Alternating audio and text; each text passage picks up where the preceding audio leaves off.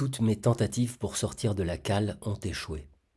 Les écoutilles sont hermétiquement fermées, sans la moindre fente par laquelle je pourrais me glisser. Les conduites sont protégées par d'épais filets et des grillages que j'essaie en vain de ronger. Je suis pris au piège, un immense piège rempli de véhicules en acier serrés les uns contre les autres. Menacé de mourir d'inanition, je mange tout ce qui paraît à peu près comestible. Des lambeaux de papier trouvés à l'intérieur des structures métalliques, des chiffons de lin tout graisseux, des copeaux de bois sec, quelques rares insectes, fourmis ou araignées ayant pénétré ici par hasard, des fientes d'oiseaux sèches accrochées au prélat. Cela ne suffit pas à assouvir ma faim, l'estomac me brûle. La pire torture, c'est la soif. Je suce l'humidité qui imprègne encore la couche la plus profonde des copeaux recouvrant le sol de la cale. Je bois le liquide huileux qui stagne au fond des carrosseries. C'est encore trop peu. Assoiffé et affamé, je découvre au terme de longues recherches un filet de liquide qui suinte en gouttelettes le long du mur. De l'eau saumâtre, pleine de minuscules paillettes de rouille. Je bois avec application chaque goutte qui apparaît. J'attends qu'elle se forme, qu'elle gonfle et commence à couler. Ainsi, je survis depuis longtemps, très longtemps. Au début, tu n'arrêtais pas de courir dans tous les sens, en pleine panique, cherchant une issue. Le désespoir et la rage t'étranglaient. Tu essayais de grimper le long des murs de la cale, et les quelques fois où tu es arrivé jusqu'en haut, tu n'as pas trouvé la moindre brèche entre les panneaux d'écoutille. Souvent, juché sur le capot d'un véhicule, je me dressais sur mes pattes arrière, en appui sur ma queue, et j'allongeais le cou, essayant de sentir les odeurs venant du dehors, d'entendre les sons qui signifieraient que mon supplice allait bientôt prendre fin. La traversée se poursuivait. Je supportais bien le tangage, mais les tempêtes me terrifiaient. Surtout lorsque les vagues venaient heurter violemment la coque ou que, le navire donnant de la bande, les épais câbles d'acier se tendaient et gémissaient comme s'ils étaient sur le point de se rompre. Longtemps après que la tempête s'était calmée, j'avais encore le cou et l'échine noués de crampes douloureuses. J'étais le seul rat dans l'immensité de la cale. Je ne cessais d'en faire le tour, longeant les murs en scrutant chaque détail. J'explorais aussi l'intérieur de tous les véhicules alignés.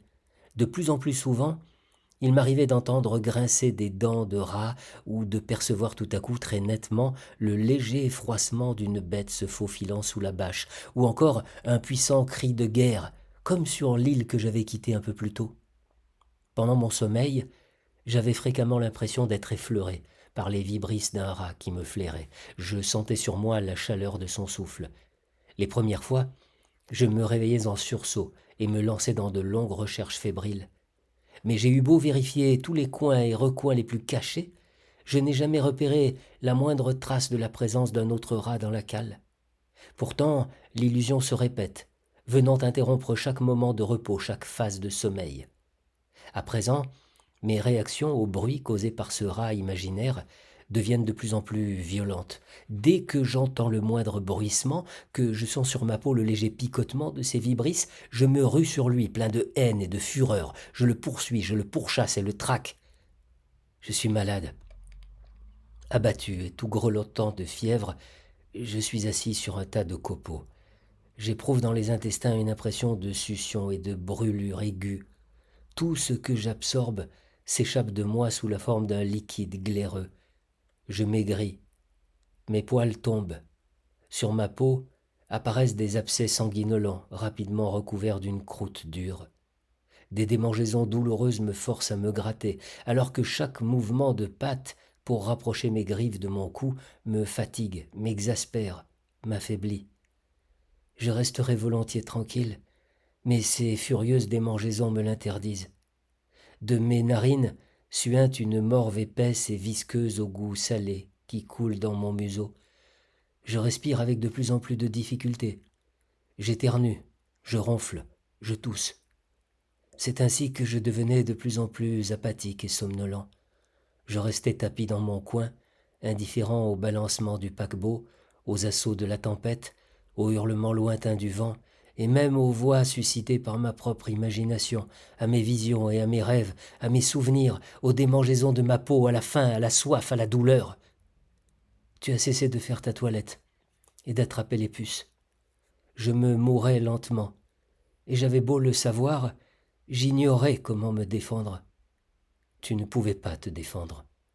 Tu sentais bien que tu n'avais aucune chance, enfermé comme tu l'étais dans cette boîte métallique étanche. Les puces commencent à s'enfuir de ta fourrure pelée, de ta peau fiévreuse. Elles pressentent la mort qui approche. Que me reste-t-il? Je mange un ver qui se tortille dans la sciure, je cède dans l'engourdissement, je me renverse sur le flanc et j'attends. J'attends. Le sommeil m'emporte. Soudain, je me réveille. Le balancement a cessé, les moteurs ne vrombissent plus. Du dehors parvient le bruit étouffé des grues du port. Les trappes en acier qui fermaient la cale s'ouvrent. La lumière dont j'ai été si longtemps privé m'éblouit. Rassemblant ce qui me reste de force, je me glisse à l'intérieur d'une voiture dans l'obscurité. Les hommes descendent dans la cale, manipulent les câbles, parlent entre eux. Je me sens soulevé en même temps que mon épaisse armure métallique. Un vent froid fait irruption à l'intérieur. Un instant plus tard, le balancement s'arrête. Me voici à terre. J'entends le vacarme, le vrombissement des moteurs, les cris des oiseaux qui passent au-dessus de moi, toutes sortes de bruissements et de bourdonnements inconnus. Je veux vivre, je veux vivre. Les pattes encore chancelantes, j'émerge entre les tôles d'acier et me mets à courir en direction des entrepôts portuaires.